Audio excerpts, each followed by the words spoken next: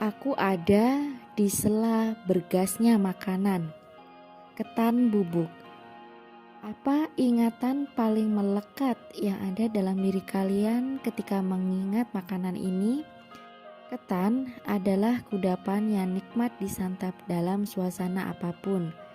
Di Jember, khususnya di Kecamatan Kalisat, santapan berbahan beras ketan putih yang dimasak dengan aneka rempah dan santan yang gurih ini disajikan dengan taburan kedelai berbumbu sedikit manis dan parutan kelapa yang telah dikukus. Sebuah perpaduan yang unik dan menarik ketika disantap. Aromanya khas dan sangat sulit dilupakan. Di wilayah ini, orang-orang lebih suka menikmatinya dengan aneka sate jeroan berbumbu kuning, seperti sate usus, sate ampla, sate kulit, dan beberapa jenis lainnya. Kadangkala ia juga disajikan bersama tempe garit. Lalu, apakah yang kita ingat ketika ngandok ketan di sebuah warung? Yang paling lekat tentu adalah perabot warungnya yang masih sangat sederhana. Mulai dari kursi bangku panjang, sudah sedikit rentah dengan goresan-goresan yang sedikit menghitam dan permukaannya yang berminyak. Selain bangku panjang kayu, kadang ada juga yang masih menggunakan lencak, sebuah kursi panjang yang terbuat dari bilah-bilah bambu. Jangan lupa dengan meja kayu yang dilapisi plastik perlak dengan corak aneka warna-warninya, serta permukaan yang sedikit berdebu dan berminyak. Kesan sederhana itulah yang sangat melekat. Ia muncul berdesakan seiring dengan berjejalannya antrean pembeli di sebuah gerai makanan cepat saji. Hal ini adalah sebuah suasana kontras yang silih berganti dan saling merenggut dan merebut ruang. Ketan sebagai makanan penanda zaman tentu saja harus punya tempat yang layak dalam khasanah dunia kuliner di Indonesia. Apakah mereka masih bertahan di antara banyaknya gempuran olahan makanan cepat saji dan aneka kudapan yang berwarna-warni? Masyarakat Perancis sendiri pernah punya ungkapan yang ketika dibahasa Indonesiakan berbunyi seperti ini. Katakan apa yang kau makan dan aku akan mengatakan padamu apakah aku. Begitu pentingnya makanan hingga banyak agama di dunia ini memiliki aturan-aturan tertentu terhadapnya. Ibarat kendaraan dengan bahan bakar yang buruk maka akan cepat rusak. Begitulah analogi makanan dalam tubuh kita. Di antara gemerlap dunia kuliner, ketan bubuk klasik masih ada dan masih mendapat apresiasi dari warga pewaris kuliner tersebut. Meskipun tak bisa disangkal, demi berhadap-hadapan dengan perubahan, para penjual ketan bubuk harus mampu beradaptasi. Kini banyak juga dijumpai menu-menu baru seperti ketan rasa-rasa. Ada ketan susu, ketan keju, ketan coklat hingga tiramisu. Ia seperti sedang menjawab keadaan zaman, layaknya berusaha melepas segala baju kuno yang melekat demi bersanding dengan bergasnya dunia kuliner di Nusantara ini.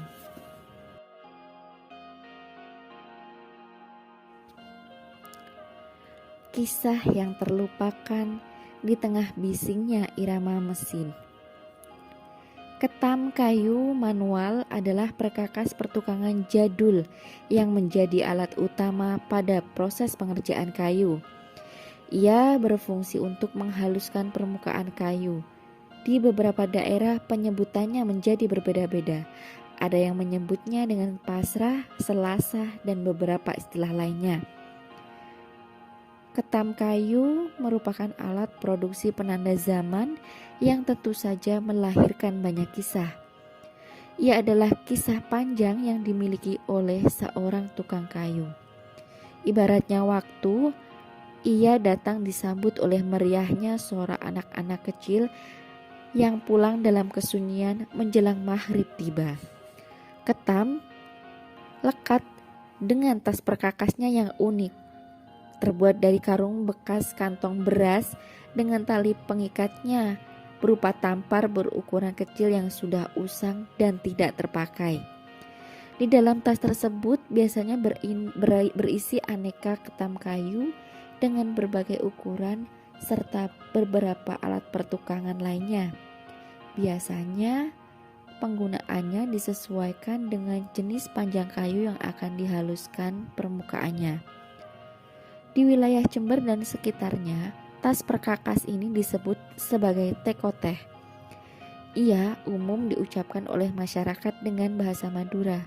Sedangkan di wilayah lain, seperti Kediri, tas seperti ini sering digunakan untuk memanen cengkeh. Di Tuban, beberapa orang menyebut tas tersebut dengan sebutan glangsing.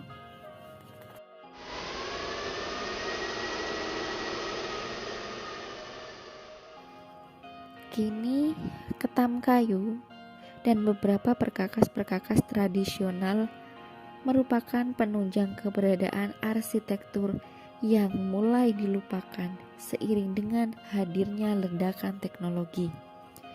Dulu, ia adalah alat produksi penting yang dengannya manusia pernah menciptakan banyak hal untuk menunjang peradabannya.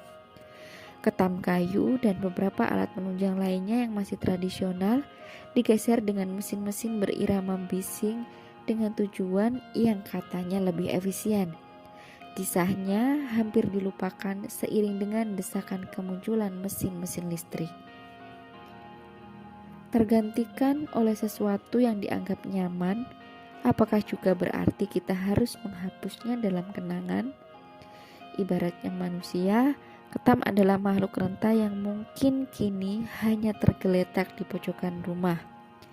Badan kayunya mulai lapuk dan berdebu. Sementara mata pisaunya terlihat berkarat karena tak diselamatkan dari serbuan panas dan hujan. Ketam yang dulu menjadi alat penting dan penanda zaman dalam dunia arsitektur, kini suaranya semakin senyap dan mulai tak tersisa.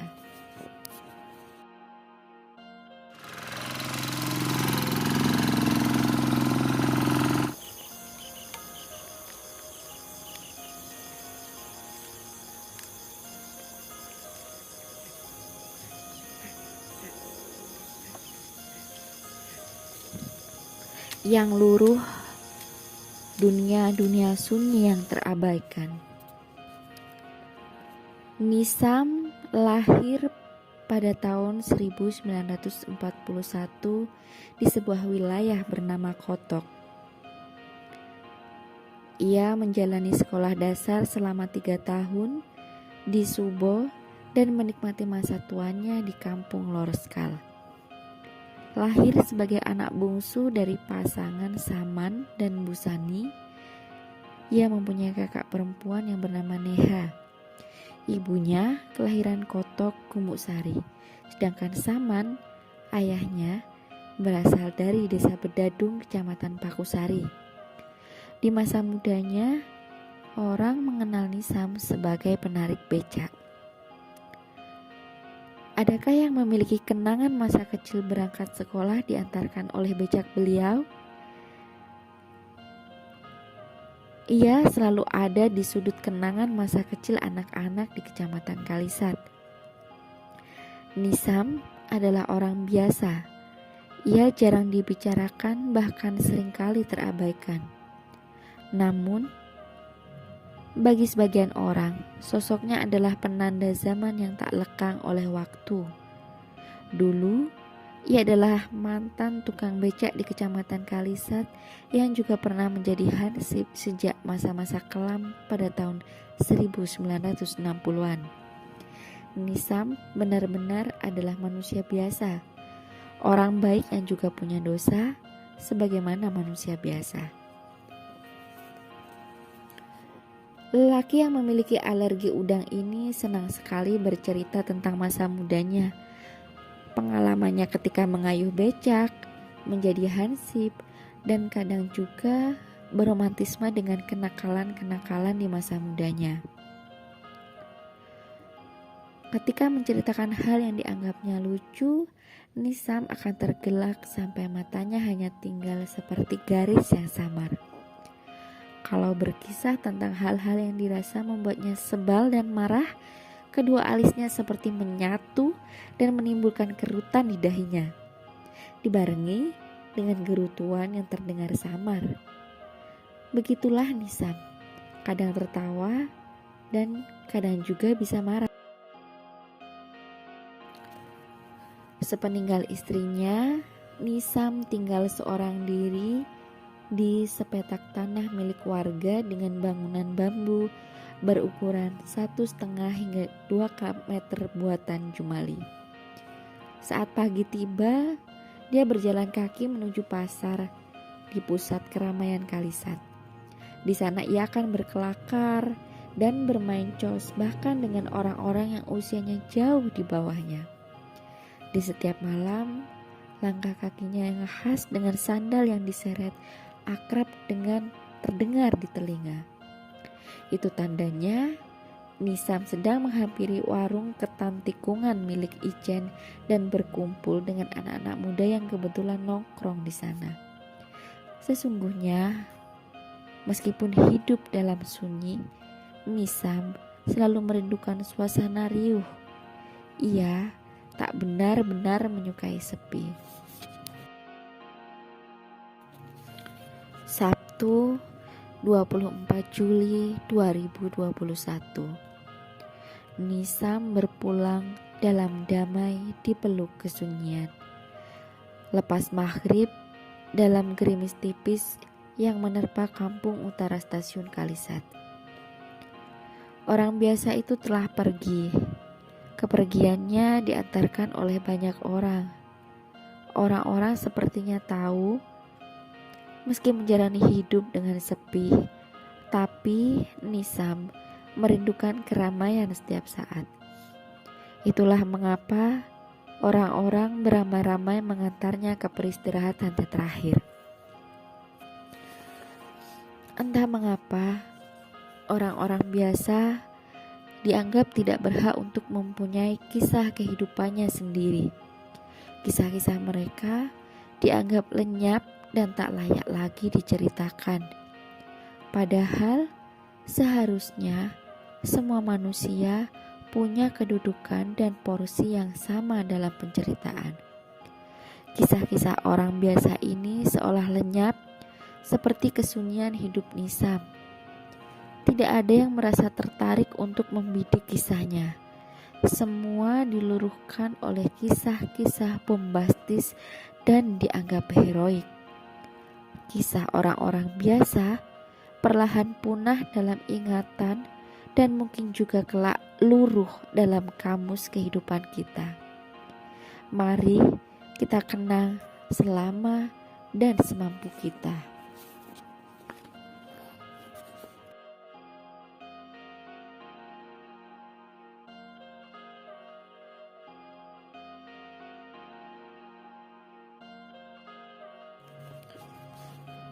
Tehel Stasiun Kalisat, saksi bisu yang menyimpan kisah kejahatan perang Belanda.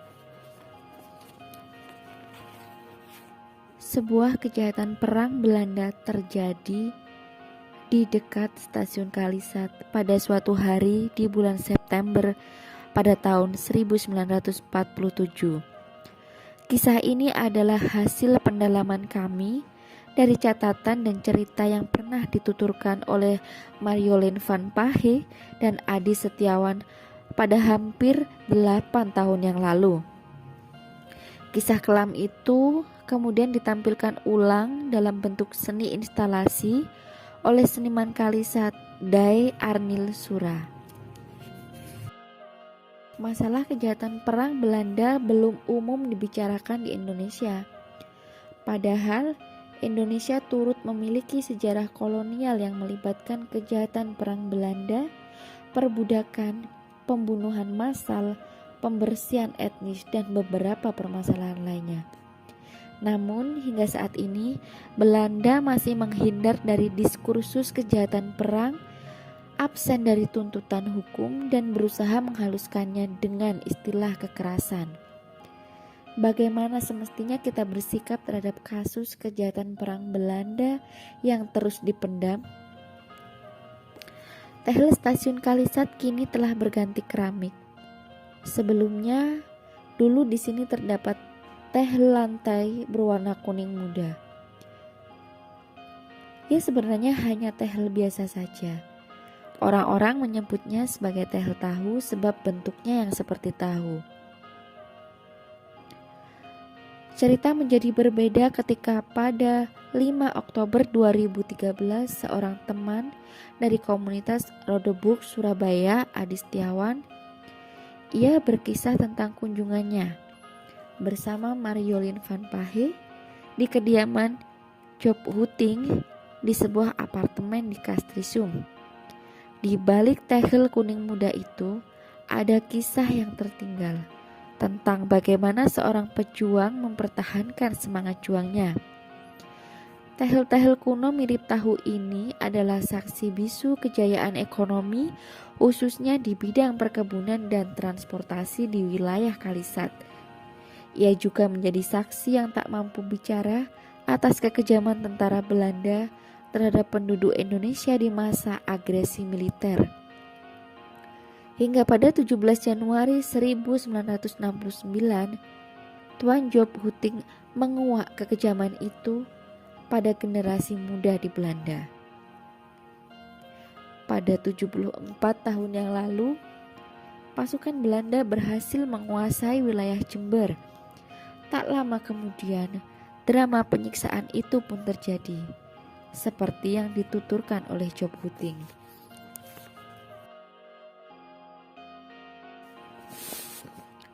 Sebuah stasiun kecil di Kalisat, mereka menyiksa seorang pejuang kemerdekaan yang gigih, sangat gigih. Mereka menggantungnya dalam keadaan terbalik dengan kaki di atas dan kepala di bawah. Kemudian ia disiksa sedemikian rupa dan dijatuhkan beberapa kali dari ketinggian hingga kepalanya pecah. Begitulah penuturan Tuan Job Hutting. Kelak, pada tahun 2017, salah satu warga desa Ajung di Kecamatan Kalisat, Bu Nasim, memberikan kesaksiannya kepada kami. Ia mengatakan bahwa salah satu pejuang yang digantung itu bernama Arifin. Kelak, namanya menjadi sebuah nama jalan kecil dan terpendek di Kalisat. Ia ada di sepanjang gang di sekitaran puskesmas Kalisat. Bu Nasim juga menceritakan bahwa kejahatan perang metode gantung yang dilakukan Belanda tidak hanya dilakukan pada satu orang saja. Ada banyak pejuang Indonesia yang juga mengalaminya. Tidak hanya digantung di tempat terbuka, tapi juga di satu ruangan tertutup. Ada banyak penyiksaan yang terjadi di seputaran stasiun Kalisat.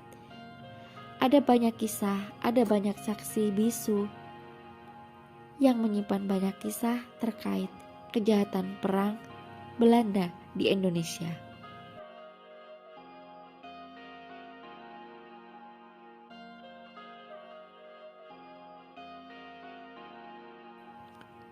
hutan dan ceritanya yang perlahan senyap. Masa penghancuran hutan paling dahsyat di Pulau Jawa terjadi pada tahun 1830 hingga 1870 oleh kolonialisme Barat. Desa-desa di Jawa dijadikan sentra eksploitasi ekonomi bagi kolonial, terutama untuk wilayah agraris perkebunan. Hilangnya hutan menyebabkan munculnya ketidakseimbangan. Mula-mula terjadi gangguan binatang buas. Kisah tentang harimau loreng yang turun ke perkampungan bukan menjadi sebuah isapan jempol. Orang-orang lebih mengingat masa penghancuran hutan sebagai masa tanam paksa. Dari sini mulai muncul benih-benih krisis kesadaran lingkungan di Pulau Jawa. Untuk menebang pohon, orang-orang tak lagi menggunakan ritual doa-doa warisan leluhur. Tak ada lagi tegur sapa dengan pohon yang hendak ditebang, meskipun dalam bahasa Jawa untuk menebang adalah negor. Mereka yang berinisiatif menghancurkan hutan untuk tujuan ekonomi, mereka pula yang memunculkan gagasan gerakan-gerakan lingkungan. Inisiatifnya adalah sebagai perlindungan pada wilayah-wilayah tangkapan air. Kita telah mengalami keterputusan ilmu dari pengetahuan nenek moyang tentang bagaimana sebaiknya bersahabat dengan lingkungan.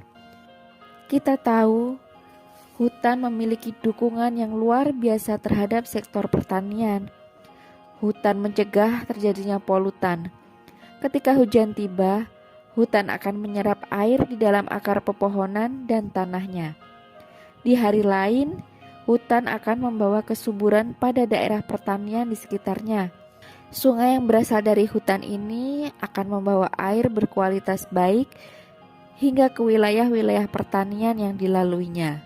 Ketika hama datang menyerang sektor pertanian, keberadaan hutan sangat membantu sebab di dalamnya terdapat banyak predator hama. Hutan juga merupakan produsen humus yang terbawa hingga hilir secara alami, entah oleh angin, aliran air, atau faktor yang lain. Perubahan, ia adalah suatu hal yang tak bisa dihindari. Perubahan adalah watak dari semesta. Manusia berubah di setiap harinya, bermula di dalam kandungan, lahir, bertumbuh besar, menua, hingga mati. Perubahan adalah satu-satunya hal yang pasti terjadi di dunia ini. Namun dalam setiap perubahan itu pula terkandung harapan. Tapi bagaimana bila yang berubah adalah iklim? Maka dampak langsung dari akibat itu adalah menurunnya kuantitas air, juga menurunnya kualitas air.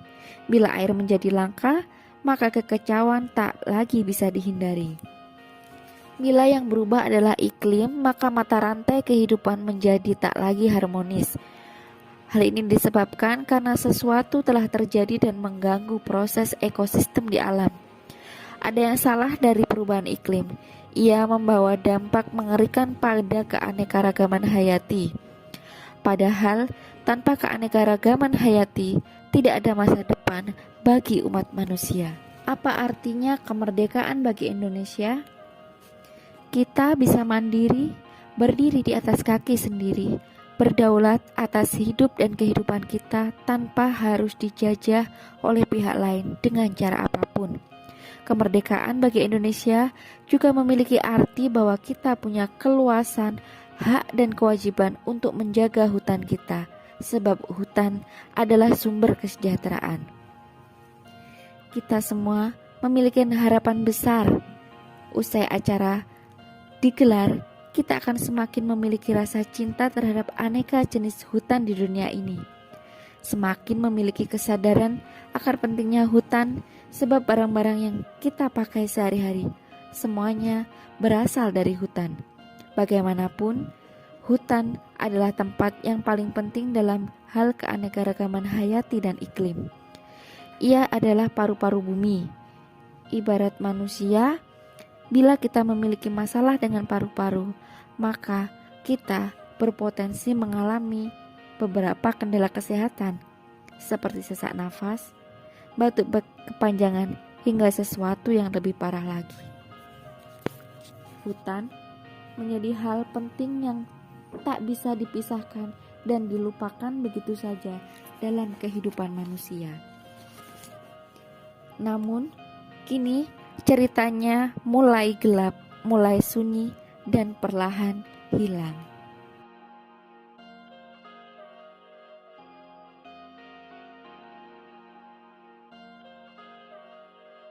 Bersama Andreas Harsono.